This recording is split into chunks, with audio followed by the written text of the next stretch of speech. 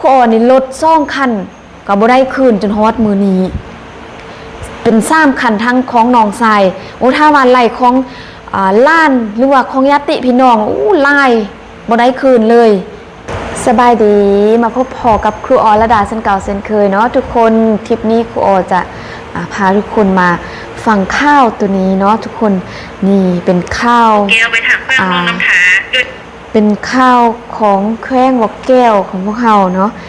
อยู่ในคอมเมนต์คลิปของครูออเนาะมีหลายๆคนถามเนาะน่าจะเป็นผู้มาติดตามไม่หรือว่ามาฮับชมไม่เนาะยังบุหัวครูออยู่ไส้เนาะครูอจะมาตอบในคลิปนี้แล้วก็จะเอาข้าวนี้มาให้ทุกคนได้ฟังน้ำกันเนาะก่อนจะไปฟังข้าวเนาะครูอจะแนะนำก่อนเนาะจะตอบคำถามที่ทุกคนอยากรู้เนาะคือ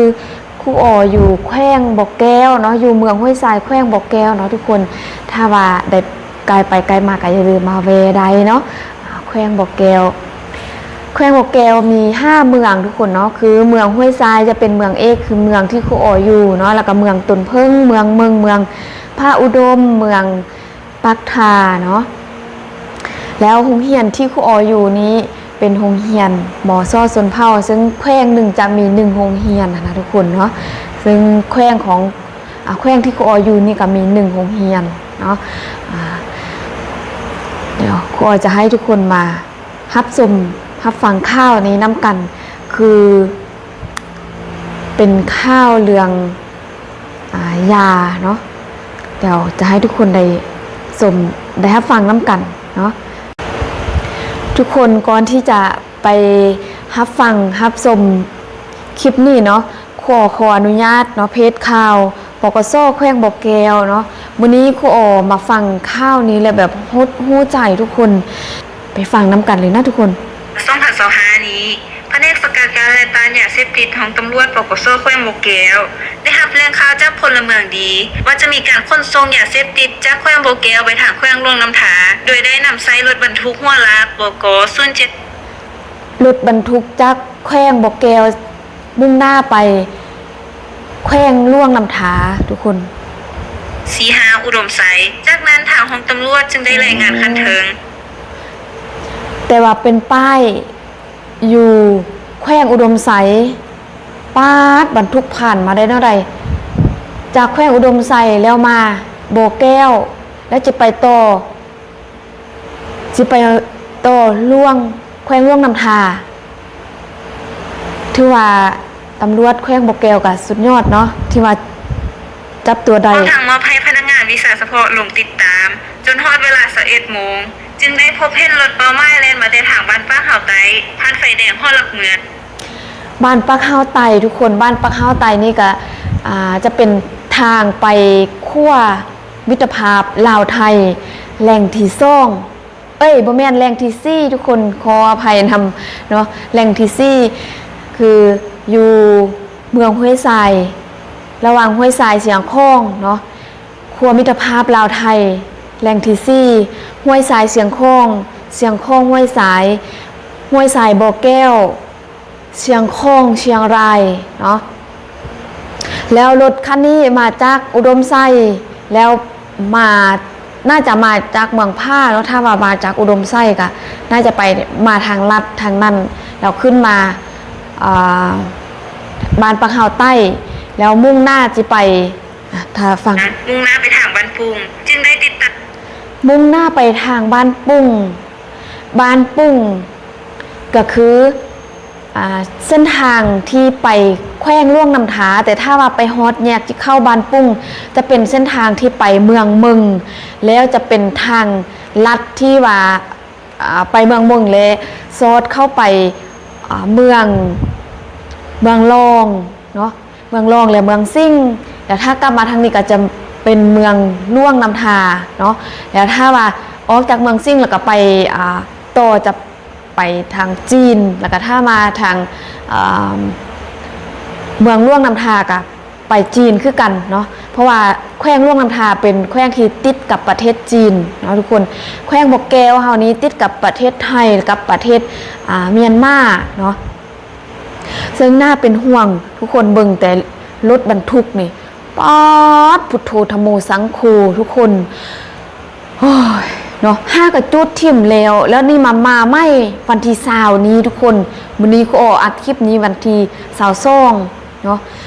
ครูอเห็นแต่ว่าครูอยังบ่มีเวลาที่จะออกมาอัดคลิปมาเว้าเพราะว่าครูอก็เป็นห่วงเนาะเพราะว่ามีลูกศิษย์มีล้านมีญาติพี่น้องถึงว่าครูอยังบ่มีลูกบ่มีครอบครัวเทื่อเนาะแต่ว่าครูอก็เป็นห่วงอนาคตของศาสตร์นะเนาะอยากออกมาเผยแพร่อยากออกมาเว้าเกี่ยวกับเรื่องแบบนี้นะอยากให้ทุกคนเป็นหูเป็นตานำกันเนาะช่วยกันเนาะบ่อยากให้เรื่องแบบนี้เกิดขึ้นบ่อยากให้มีแบบนี้เนาะทุกคนคือไปทางบ้านปุ้งมันก็ต้องผ่านบ้านครูอทุกคนแล้วประชาชนบ้านครูอแถวนั้นเด้คืออยู่เขตบ้านครูอก็มีเนาะผู้ที่ว่าติดเนาะเว้าหมดซะเนาะติดยาว่าซั่นซะเนาะติดตัวนี้นะเนาะเขาถ้าเขาบ่มีเงินบ่มีรายรับนะเขาก็จะไปซอกเอาของคนอื่นมาเป็นของตัวเองค่ะทุกคนคืออยู่บ้านครูอนี่ก็คือกันมีเนาะคือครูอนี่รถ2คันก็บ่ได้คืนจนฮอดมื้อนี้เป็น3คันทั้งของน้องชายโอ้ถ้าว่าไล่ของล้านหรือว่าของญาติพี่น้องไล่บ่ได้คืนเลยเสียไปแล้วมันแล้วบ่ได้คืนจักคันเนาะแล้วก็ขอจะเว้าต่อเนาะเส้นทางที่ไปบ้านปุ้งก็คือจะผ่านบ้านครูอเนาะถ้าว่าไป5ล่วงน้ำทางนี่มันจะมีซ่องทางเนาะคือทาง3นี้ก็ไปฮอดล่วงน้ำทาซึ่งเป็นทางที่ว่าเป็นคอนกรีตแต่ถ้าว่าไปทางบ้านครูอนี่จะเป็นทางดินแดงจะเป็นถ้ายามฝนก็เป็นขี้ตมถ้ายามแดดก็เป็นขี้ฝุ่นนะเนาะคือทุกคนเห็นในคลิปครูอแหละถ้าว่าเวลาครูอกลับบ้านเนาะบางเทื่อก็ได้ถ่ายให้ทุกคนได้ชมน้อยนึงนะเนาะฟังต่อเนาะทุกคนแจ้งให้เจ้าหน้าที่จราจรประจำจุดบ้านปุงช่วยสกัดรถเป้าหมายคันดังกล่าวฮอดเวลาประมาณ22 โมงจึงสามารถกักรถเป้าหมายได้พร้อมกับผู้ขับขี่1คนชื่อเท้าไซจื้ออายุ30 ปีเสื้อสาสัญชาติลาวชนเผ่ามงอาชีพขับรถอยู่บ้านห้วยยาหลัก6เมืองไสแขวงอุดมไสแล้วได้นำเอารถเป้าปาดอยู่แขวงอุดมไสแล้วผ่านมาฮอดแขวงบ่อแก้วได้แนวไหนแล้วมันบ่มีด้านบ่เนาะแถวนั้นอันนี้ก็อยากฮู้คือกันเนาะทุกคนอยากฮู้บอกคอมเมนต์บอกโอเด้เนาะทุกคนมีความคิดเห็นเนาะใดอย่าลืมคอมเมนต์บอกเนาะผ่านมาจากแขวงอุดมไสมาฮอดแขวงบ่อแก้วแล้วตำรวจแขวงบ่อแก้วจึงจับได้ทุกคนฟังอีกไม่มากวดอยู่กองประชาการปกสแขวงบ่อแก้วผ่านการกวดกาของเจ้าหน้าที่หลายภาคส่วนได้พบเห็นยาบ้าจำนวน 9,500 มัดเท่ากับ19ล้านเม็ดน้ำหนัก 1,900 กิโลกรัมป๊าดทุกคนพุทโธธัมโมสังโฆถ้าว่าบ่ได้ถ้าว่ามานี่จับบ่ได้อะนะทุกคนแล้วไปเข้าไปฮอตมือประชาชนหรือว่าฮอตมือผู้ที่ว่าติดนะคิดเบิ่งความเสียหายมหาศาลเลยทุกคนโอ้ฟังต่อยาไอจำนวน 1,648 ห่อน้ำหนัก 1,648 กิโลกรัมโทรศัพท์มือถือจำนวน1หน่วยรถบรรทุกหัวลาก22ล้อสีแดงจำนวน1คันป้ายทะเบียนบก0745อุดมไสปัจจุบันทางเจ้าหน้าที่วิสาสะเพาะร่วมดำเนินการสืบสวนสอบสวนเพื่อขยายผลหาผู้ร่วมขบวนการมาดำเนินคดีตามระเบียบกฎหมายในวันที่20 ตุลาคมวันที่20เนาะเกิดเหตุวันที่20ทุกคนอายุแค่30 ปีหมดเลยเนาะอนาคตหมดเลยทุกคนครูอนี้อายุจะฮอด40 ปีละบ้านเฮือนบ่มี เฮือนเก็บบ่มีรถขับนำผู้อื่นก็บ่มีโอ้ยเนาะแต่ว่าเฮ็ดเวียกซื่อสัตย์บริสุทธิ์เนาะสุจริต บ่ได้โกงบ่ได้ลบบ่ได้เฮ็ดสิ่งที่ผิดกฎหมายแต่ครูออกับถึงว่าสิบ่มีก็ดีใจเนาะภูมิใจที่อยากออกมาเว้าเนาะที่ให้ทุกคนได้รับรู้นี่ก็คืออยู่แขวงบ่อแก้วเนาะทุกคนครูออซึ่งครูออบ่อยากให้เกิดเนาะเรื่องแบบนี้อยู่บ้านเมืองของพวกเราเนาะคือมันเป็นอนาคตของศาสตร์อีกถ้าว่าเฮาเฮ็ดมื้อนี้บ่ดีแล้วมันก็ผลเสียมันก็ต่อไปในอนาคตข้างหน้าแล้วลูกหลานของพวกเจ้าเด้จะอยู่แนวใดกินแนวใดเนาะให้คิดยาวๆเนาะทุกคนให้คิดในอนาคตเด้บ่แม่นว่าคิดแต่ปัจจุบันว่าเฮาจะเอาแต่มีเอาแต่ห้างแต่มีเอาแต่ความรวยเอาแต่ตัวรอดในปัจจุบันแล้วบ่คิดเห็นอนาคต